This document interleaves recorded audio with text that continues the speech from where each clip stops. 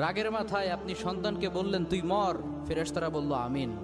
তোর ভবিষ্যৎ অন্ধকার, ফেরেশতারা বলল আমিন।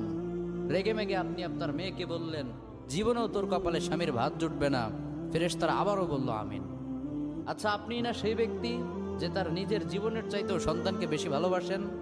আপনি না সেই ব্যক্তি যে তার সন্তানের জন্য হাসতে হাসতে নিজের জীবনটাও দিয়ে দিতে পারেন? আপনি না সেই ব্যক্তি যে আল্লাহর কাছে নিজের চাইতেও সন্তানের জন্য বেশি দোয়া করে?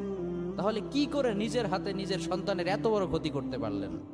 Doesn't make any sense. Common sense বলতে কিচ্ছু নাই আপনাদের? আপনারা কি জানেন না আপনাদের রাগের মাথায় বদদোয়া করাগুলো ফেরেশতারা আমিন বলে?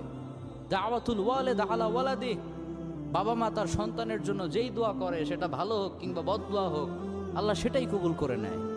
এজন্য খবরদার, নেভার কার্স ইউর চিলড্রেন। রাগের মাথায় কখনো সন্তানকে অভিশাপ করবেন না। খুব বেশি রাগ উঠে গেলে তার জন্য উল্টা ভালো